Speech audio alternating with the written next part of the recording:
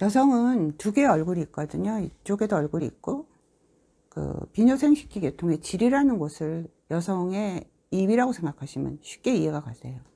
그런데 이제 우리가 장애, 인간과 함께 사는 균, 질에 사는 균들에 대해서 관심이 굉장히 많죠. 사실은 장에 사는 그 균에 대해서 유산균을 드셔라 이렇게 말하는데, 우리 음식에서 뭐 김치 이렇게 말하지만 따로 반드시 드시는 게 건강에 좋습니다. 그래서 그 유산균과 비타민 C를 이용해서 어떻게 질을 세정하는지 설명드리겠습니다. 이건 사실 질을 위한 기계는 아니에요. 케찹통인데 좀 소프트해요. 그래서 다이소에 있는 것은 너무 딱딱해서 기능을 못하고요. 이런 기계들을 커피포트에 소독을 하시든지 넣었다가 끓여서, 아니면 뭐 전자레인지 모드에서 소독으로 돌리세요. 그래서 이렇게 끓인 물을 담으시고요. 이런 유산균들이 있어요. 유산균을 넣으시든지, 아니면 이런 캡슐로 나온 거 있거든요. 캡슐로. 근데 그 캡슐로 나온 것을 이제 캡슐을 잘라서 안에다 넣는 거예요. 이 안으로. 캡슐을 잘라서. 그래서 실제로 제가 이제 모형을 질을 보이기가 그러니까 이제 질을 입이라고 생각하시면요. 그러니까 유산균을 넣은 것을 그대로 뿌려주는 거예요. 질이에요. 질. 유산균 그대로 들어가죠. 이제 유산균을 넣기 전에 무슨 처치를 하시면 좋냐면요. 우리가 먹는 비타민 C가 있잖아요. 사실은 왜 비타민 C를 드셔야 되는데, 사실은 역류성 식도염 같은 게 너무 심하고, 비타민 C는 좀 시큼하잖아요. 굉장히. 그래서 역시 소독된 물과 소독된 것으로, 그러니까 산도 질은 산이니까요. 위는 아주 강산 공장이에요. 그렇지만 질은 약산이거든요. 그래서 약산에 먼저 유산균을 넣기 전에 비타민 C로 질환을 닦아주는 거죠.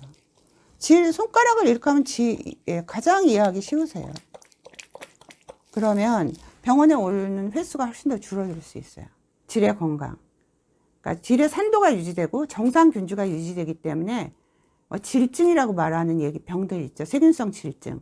이런 것들이 잘 안 생기죠. 왜냐하면 정상 산도와 사실은 우리가 유산균을 드시면 장으로 타서 우리 어떤 질의 평화를 만들어줘서 질의 락토바실라이가 생기는 거잖아요. 그걸 직접 넣어주세요. 그래서 먼저 비타민 C로 질을 다 산도를 맞춰주는 거죠. 맞춰주고 나서 유산균으로, 그러니까 이렇게 포로 나온 유산균도 있고요. 이런 것들은 다 정으로 나왔잖아요.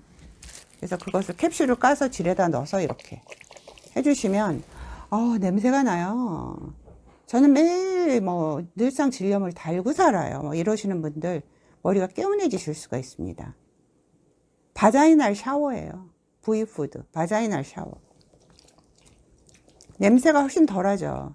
그런데 혼자 목욕탕에서 어떻게 하시면 되냐면요. 샤워하실 때 다리를 이렇게 한쪽으로 올리세요.